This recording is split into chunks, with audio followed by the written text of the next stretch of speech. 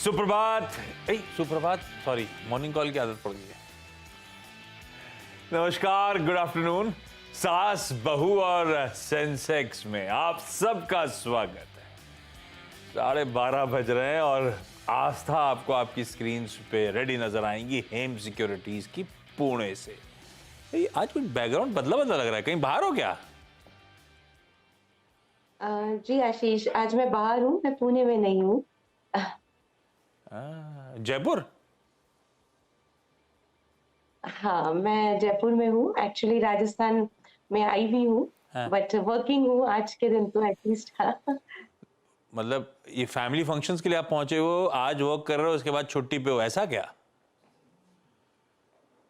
हाँ, अभी वो थोड़े दिन की शायद मैं लीव पे रहूंगी, एटलीस्ट 2-3 दिन की, बट आज मैं वर्किंग हूँ full on. Okay, full on working आज है। चलो, अपना तो काम हो गया।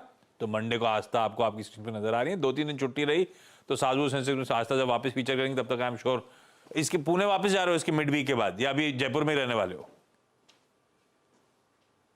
नहीं नहीं, बस इस मिड वीक में मैं बैक टू पुणे रहूंगी, सो नेक्स्ट वीक वापस से आपके साथ पुणे से पुणे ज्वाइन से हो जुड़ेंगे। जाऊंगी। परफेक्ट है।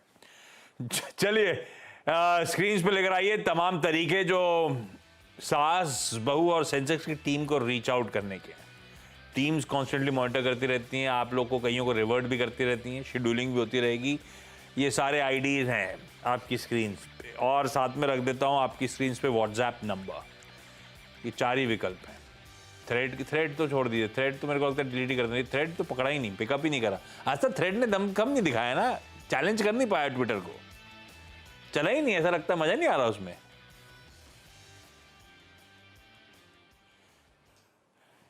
देखते हैं ना, आगे सब पिकअप होंगे आशीष, फॉर द बेस्ट। नहीं, लगा था थ्रेड जिस जोर शोर से आया था कि डिस्प्लेस कर जाएगा, करा नहीं है। खैर, जो थ्रेड में क्वेरीज भेजना चाहते हैं, जैसा भेजना है आपको भेजिए। मार्केट स्क्रीन्स पर आएंगे भाई, यही जो पॉइंट है मेरे ख्याल से दिन का फ्रेश। हाँ, निफ्टी 50 आपकी स्क्रीन्स पे 22,411 इससे पहले का लो था जो थमा था और थोड़ा सा रिकवर हुआ था बाजार। अब हम 22,400 के नीचे, ऑलमोस्ट डेज लोज के आसपास। हर टिक के साथ वीकनेस बढ़ रही है। आधे % के दबाव के साथ निफ्टी अब कामकाज कर रहा है। वो तब जब 2 दिनों के ग्लोबल क्यूज हमारे लिए पॉजिटिव थे। तो 2 दिन इसलिए कह रहा हूं कि थर्सडे और फ्राइडे भारतीय बाजार बंद थे, तो हमें 2 दिन के ग्लोबल क्यूज डाइजेस्ट करने थे, इसलिए गिफ्ट निफ्टी ऊपर था। पर खुले ठीक ठाक, एटलीस्ट स्लाइटली इन ग्रीन खुले थे, टिक नहीं पाए। दरअसल हमारे एशियाई पियर्स, यूएस के पियर्स फ्राइडे से लेकर मंडे के बीच में सब पेन में ही थे, और हमारे यहाँ शायद एक मुनाफावसूली का दबाव हावी होता हुआ इस वजह से नजर आ रहा है। बहाना बन गया, मुनाफावसूली का दबाव हावी है इस हफ्ते। अब वो मैं अभी यूट्यूब लाइव में भी मेंशन कर रहा था, मेरे लिए सबसे बड़ा 2 ट्रिगर्स थे। वो इलेक्शन कमीशन डेट्स अनाउंस करता। अब लग रहा है कि डेट अनाउंसमेंट थोड़ा सा डिले हो सकता है, क्योंकि एक इलेक्शन कमिश्नर ने रिजाइन कर दिया था। तो देखते हैं वो डेट्स कब अनाउंस होती हैं, और एडवांस टैक्स के पेमेंट्स ड्यू हैं 15 तारीख को, फ्राइडे को। तो वो सब थोड़ा सा ओवरहैंग बनेगा, और हम खड़े भी जहां पर हैं तो मुनाफावसूली थोड़ी सी लॉजिकल लगती भी है। खैर, अब तक समय अभी 22,400 के कन्विंसिंगली नीचे नहीं गए। 22,400 इंपॉर्टेंट इसीलिए है क्योंकि आज सुबह जब पिरामिड्स देख रहे थे अपन लोग, वो कॉल और पुट के आउटस्टैंडिंग्स, तो पुट राइडर सबसे ज्यादा एक्टिव 22,400 पे थे। अभी हम उसी से शेड नीचे हैं। अभी तक ऐसा नहीं है कि उसे डिस्प्लेस किया है, तो वॉच आउट करेंगे इन लेवल्स को। खैर, निफ्टी बैंक खासा वीक, 1% से ज्यादा का दबाव। सवाल जवाब के सिलसिले की क्विकली शुरुआत कर देता हूं ताकि ज्यादा से ज्यादा क्वेरी सॉल्व हो जाए। आज हमें हैदराबाद जाना है, दिल्ली जाना है, और साथ साथ लखनऊ। तो सुलक्षणा मैम हैदराबाद से आपको स्क्रीन पे नजर आएंगी, पहले उनके पास चला जाए। सुलक्षणा जी, क्या करते हो आप हैदराबाद में? मैं एक होम मेकर हूँ। ब्यूटीफुल। और कब से स्टॉक मार्केट में एक्टिव हो मैम? 2017 से, बट 20 में ब्रेक लग गया था, एंड देन अभी वापस चालू किया है। तो मोटा मोटी हाथ रमा है। 2017 मतलब इट्स बीन लॉन्ग, 7-8 साल से आप हो स्टॉक मार्केट में। सुलक्षणा मैम, कैसे स्टॉक्स चुनते हो आप? खुद डिसाइड कर रहे हो, टेक्निकली देखते हो, फंडामेंटली देखते हो, कैसे होता है ये? Both fundamentally and technically. मेरे हस्बैंड मेरे को काफी हेल्प करते हैं। एक्चुअली मेरे हस्बैंड की वजह से मैं स्टॉक मार्केट्स के अंदर निवेश की थी। तो बहुत encouragement उनसे मिलता है, तो वो मेरे को बहुत हेल्प करते हैं। एंड प्लस आपका चैनल जिससे मुझे स्टॉक आइडियाज मिलते हैं actually। ओ तो आप अभी चैनल पे हो तो आप बोलोगे ही। नहीं नहीं, सीरियसली। अच्छा तब ठीक है, मैं ऐसे क्रॉस चेक कर रहा था। सुलक्षणा मैम, पहला सवाल कौन सा? सर मेरे पास एक्चुअली लेमन ट्री है, हाँ। 200 shares at the rate of 144.1। मुझे ये जानना था कि मेरा टारगेट था 170, शॉर्ट टर्म देख रही थी मैं, बट एंड मेरा ट्रेलिंग स्टॉप लॉस अराउंड 134 था। It is close to my stop loss, so मुझे क्या करना चाहिए? टेक्निकल्स देखते हो, स्टॉप लॉस के साथ एंटर कर रहा था तो स्टॉप लॉस ट्रिगर हो तो बाय इज्जत बाहर आ जाने का, लॉजिकली तो वही है। पर आस्था से Yes. जान लेते हैं पोजीशन कैसा है। लेमन ट्री होटल्स, आस्था कैसा लगता है भाई आपको? देखिए लेमन ट्री की बात करें तो अभी थोड़ा सा चार्ट पे वीक ये हो सकता है। इंपॉर्टेंट सपोर्ट है मैम, देखिए 134 के आसपास। अगर वो लेवल ब्रेक हो गया, और ब्रेक होने का भी मतलब है कि उस लेवल के नीचे क्लोज होके कुछ समय तक ये ट्रेड करता रहा तो थोड़ा वीक हो सकता है, और फिर 127 तक जाने की भी ये एक कोशिश कर सकता है। तो हाल फिलहाल थोड़ा वीक है, लेकिन मुझे नहीं लगता कि ये वीकनेस ऐसी वीकनेस है कि इसमें एग्जिट करा जाए।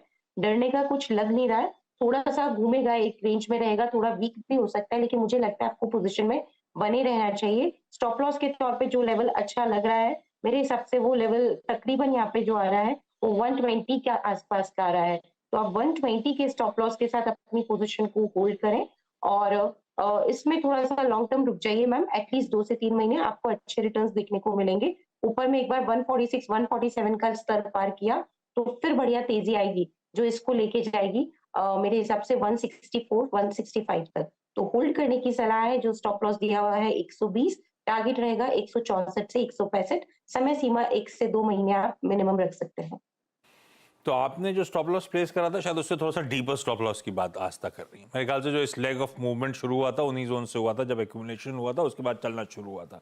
तो जब तक वो लेवल्स 120 के ब्रीच नहीं हो रहे तब तक तो खैर आप खड़े रह सकते हैं। वॉलेटिलिटी रहेगी पर लग नहीं रहा डरने की ज्यादा जरूरत। मैम होल्ड करिए, चाहें तो स्टॉप लॉसेस जो आस्था मेंशन कर रही है अब वहां पे ले जाइए।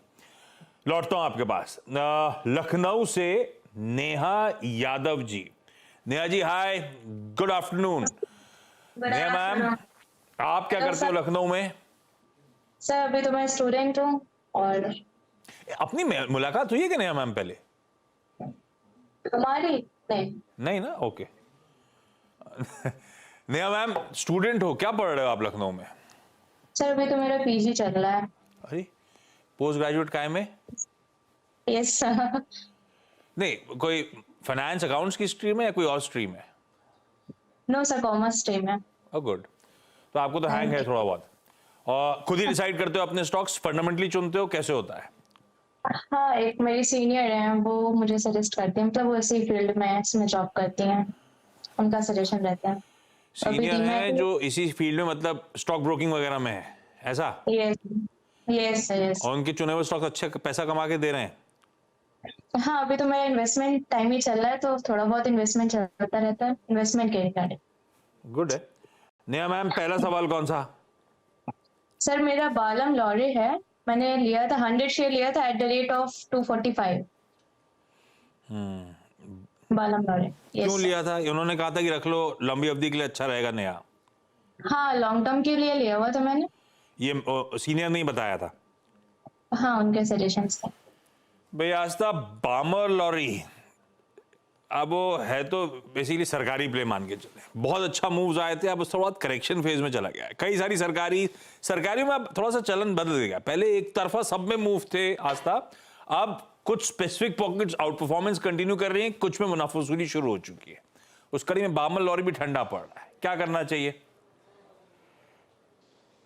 देखिए बार्मेल लॉरी की बात करें, मेरे हिसाब से प्रॉब्लम कुछ फंडामेंटल्स में तो है नहीं, क्योंकि नतीजे तो बहुत बढ़िया आए थे। इनफैक्ट इस बार क्वार्टर में तो बढ़िया ग्रोथ दिखाई थी। और मैम आपकी वैसे कॉस्ट प्राइस के बहुत ज्यादा नीचे भी नहीं है, 245 का है, 233 चल रहा है, लेकिन चार्ट्स पे अभी थोड़ा वीक बना हुआ है क्योंकि बहुत तेज हो गया। तो थोड़ा सा ये कंसोलिडेट होगा और थोड़ा सा नीचे भी आ सकता है, उसकी तैयारी रखनी है। मुझे लगता है कि एक बार ये कोशिश करेगा नीचे में 220, 200 25 तक आने की, लेकिन आप तब भी बने रहिए इस तैयार के साथ कि हो सकता है ये एक बार 225 से 220 तक के ज़ोन में जाए, लेकिन ये फिर से ठीक होना चाहिए क्योंकि फंडामेंटल्स अच्छे हैं, होल्ड करने की सलाह रहेगी। स्टॉप लॉस फिर यहाँ पे थोड़ा डीप दे रही हूँ 215 का। सो 215 के स्टॉप लॉस के साथ बामेल और को आप होल्ड करिए मैम, ये सोच के कि थोड़ा गिर सकता है, चार्ट्स अभी वीक बने हुए हैं। ऊपर में तेज़ी एक बार 237 के ऊपर आएगी, जो इसको वापस से 265 से 290 तक लेके जाएगी। होल्ड करने की सलाह है 215 के स्टॉप लॉस के साथ।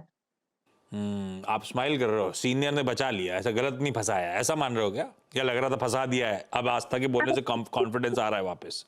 तो कॉन्फिडेंस आ रहा है ना थोड़ा सुन के वही ना। पर 215 का स्टॉप लॉस जरूर लगाइएगा भाई, एक तरफा मूव आया था, यू नेवर नो, डिस्ट्रीब्यूशन थोड़ा सा ब्रॉडर मार्केट्स में दिख रहा है। आपकी अगली क्वेरी के लिए मैं आऊंगा आपके पास। मैं दिल्ली जा रहा हूँ। आप कुछ और कह रहे थे कन्हैया? नहीं, मैं नेक्स्ट का वेट हाँ, कर रही मैं आता हूँ। बाकी सबको एक एक बार चले जाऊं। पहले दिल्ली से संगीता चोपड़ा मैम स्क्रीन पे। Sangeeta ma'am, hi, good afternoon ma'am. Sangeeta ma'am, कितना टाइम हो गया स्टॉक मार्केट में? सर हो गए हैं, मुझे 12 साल हो गए हैं इसमें काम करते हुए। काम करते हो मतलब स्टॉक मार्केट में काम करते हुए, या आपका काम भी स्टॉक मार्केट रिलेटेड ही है? पहले जॉब करती थी, अब अपना काम शुरू किया। अपना काम मतलब एडवाइजर टाइप हो आप? मतलब इन्वेस्टमेंट अपनी की है सर। अच्छा, अपने खुद के लिए ना? Okay okay okay. Sangeeta ma'am, खुद ही फिर अपने स्टॉक चूज करते हो आप? हाँ जी सर, कुछ ब्रोकर भी बता देते हैं, जैसे उनके अकॉर्डिंग भी कर लेते हैं। ब्रोकर जो बताता है बढ़िया चलता है? सर एक में अभी वही फंसी हुई हूँ सर, उसी के लिए आप जी को कॉल किया है। मैम बताएं, कौन सा है? सर मेरा question Shalby hospital share है ये, हाँ। इस पर है 300 के रेट पे मैंने लिए हुए हैं सर 50 शेयर। एकदम पीक पे और ले लिए, 300 के आसपास से ही घूम गया है ना? 339 रुपए की लगा के आया सर ये हाई। अभी तो ये आइडिया किसका था? ये ब्रोकर वाला मामला था? हाँ जी सर। नहीं, बीच में तो बहुत अच्छा प्राइस वॉल्यूम एक्शन हुआ था, अब ठंडा पड़ रहा है। आज तक क्या करा जाए भाई, 56 रुपए खरीद से नीचे आ गया है। देखिए ये थोड़ा वीक और भी लग रहा है अभी मैम, चार्ट्स पे के हिसाब से, क्योंकि फंडामेंटल तो ओके हैं, एवरेज है, 15-17% की ग्रोथ इसने प्रॉफिट में दिखाई है।